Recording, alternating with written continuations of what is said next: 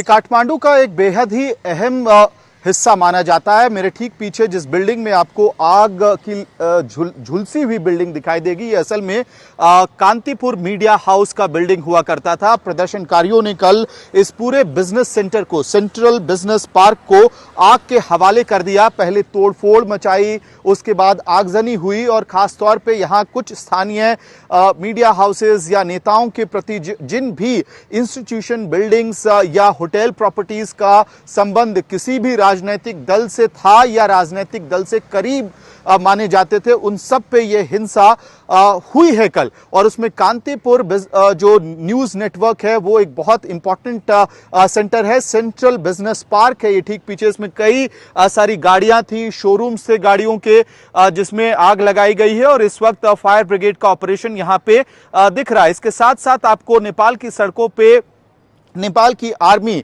पुरुष और महिला पर्सनल दोनों ही डिप्लॉयड दिखाई देंगे। इसका कारण यह है कि जो भी व्यक्ति इस वक्त बाइक सवार नेपाल में, काठमांडू में, नेपाल की राजधानी में घूमता हुआ दिखाई दे रहा है, उनके कागजात चेक हो रहे हैं और बाकायदा स्कूटी में बैठे हुए किसी व्यक्ति पे अगर शक हो रहा है नेपाल की आर्मी पे, तो वो नेपाल की आर्मी का शक हो रहा है उन पर, तो वो बाकायदा उनको चेक कर रहे हैं, उनकी बॉडी चेकिंग हो रही है। इसके साथ साथ जो स्कूटी का स्टोरेज स्पेस होता है, डिग्गी होती है गाड़ियों की, उनको खोल कर चेक किया जा रहा है। कहीं कोई आपत्तिजनक सामान, यानी कि कल जिस तरह की तस्वीरें हमने देखी थी कि कुछ प्रदर्शनकारी हथियारों के साथ घूम रहे थे, लोहे के रॉड्स के साथ घूम रहे थे, कुखरी के साथ घूम रहे थे और कईयों के पास तो बंदूक तक थे, क्योंकि पुलिस स्टेशन में आग लगाए गए, पुलिस चौकियों में आग लगाया गया, ट्रैफिक चौकियों में आग लगाया गया, तो वहां से उन्होंने कई सारे पुलिस के इक्विपमेंट्स, टूल्स और वेपन्स हासिल कर लिए थे। तो अब आर्मी ये इंश्योर कर रही है कि किसी के पास वेपन ना हो। एक और तस्वीर जो बार बार दिखाई दे रही है इस वक्त नेपाल की सड़कों पे, वो है एम्बुलेंसेस का मूवमेंट, यानी कि जो कल घायल लोग थे, संभवतः किसी सेफ लोकेशन पे जाके उन्होंने अपनी पनाह ली थी, अब उनको एक एक करके अस्पताल ले जाया जा रहा है। देखिए मेरे ठीक पीछे किस तरह से इनसे पूछताछ हुई और उसके बाद जाने दिया गया। फिलहाल आर्मी की पूरी कोशिश इस वक्त इस बात पे लगी हुई है कि किसी भी स्थिति में लॉ एंड ऑर्डर सिचुएशन को कोई थ्रेटन ना कर पाए और सरकारी संपत्ति पर कोई नुकसान ना हो। खबर यह भी आ रही है कि पहला राउंड ऑफ टॉक्स जो है, जो बातचीत जेंजी के प्रतिनिधि मंडलों से होना है, उसको लेकर भी प्रक्रिया शुरू हो चुकी है। फिलहाल नेपाली आर्मी आपको काठमांडू के चप्पे चप्पे पर दिखाई देगी, हर व्यक्ति पर नजर, और खास तौर पे किसी के पास कोई हथियार तो नहीं है। देखिए जैसे ये गाड़ी चेक हो रही है, वैसे सब गाड़ियों की डिक्की खोलकर चेक किया जा रहा है ताकि शांति व्यवस्था पर किसी भी रूप का कोई भी खतरा फिर से नेपाल में, काठमांडू में ना हो। अमित भारद्वाज, काठमांडू, आज तक। ये काठमांडू का एक बेहद ही अहम हिस्सा माना जाता है। मेरे ठीक पीछे जिस बिल्डिंग में आपको आग की झुलसी हुई बिल्डिंग दिखाई देगी, ये असल में कांतिपुर मीडिया हाउस का बिल्डिंग हुआ करता था। प्रदर्शनकारियों ने कल इस पूरे बिजनेस सेंटर को, सेंट्रल बिजनेस पार्क को आग के हवाले कर दिया। पहले तोड़फोड़ मचाई, उसके बाद आगजनी हुई और खासतौर पे यहाँ कुछ स्थानीय मीडिया हाउसेज या नेताओं के प्रति जिन भी इंस्टीट्यूशन, बिल्डिंग्स या होटल प्रॉपर्टीज का संबंध किसी भी राजनीतिक दल से था या राजनीतिक दल से करीब माने जाते थे, उन सब पे ये हिंसा हुई है कल। और उसमें कांतिपुर जो न्यूज नेटवर्क है वो एक बहुत इंपॉर्टेंट सेंटर है। सेंट्रल बिजनेस पार्क है ये ठीक पीछे। इसमें कई सारी गाड़ियां थी, शोरूम से गाड़ियों के जिसमें आग लगाई गई है और इस वक्त फायर ब्रिगेड का ऑपरेशन यहां पे दिख रहा है। इसके साथ साथ आपको नेपाल की सड़कों पे नेपाल की आर्मी, पुरुष और महिला पर्सनल दोनों ही डिप्लॉयड दिखाई देंगे।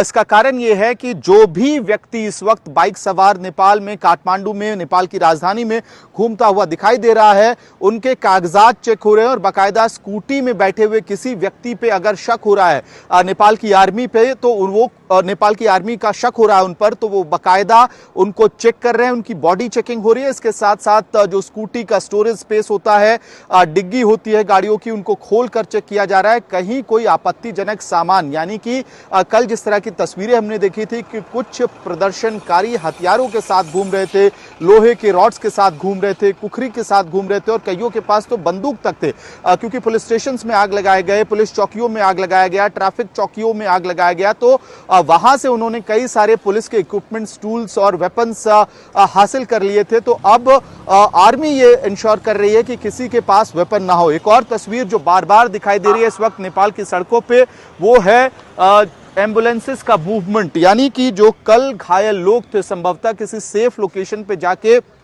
उन्होंने अपनी पनाह ली थी, अब उनको एक एक करके अस्पताल ले जाया जा रहा है। देखिए मेरे ठीक पीछे किस तरह से इनसे पूछताछ हुई और उसके बाद जाने दिया गया। फिलहाल आर्मी की पूरी कोशिश इस वक्त इस बात पे लगी हुई है कि किसी भी स्थिति में लॉ एंड ऑर्डर सिचुएशन को कोई थ्रेटन ना कर पाए और सरकारी संपत्ति पर कोई नुकसान ना हो।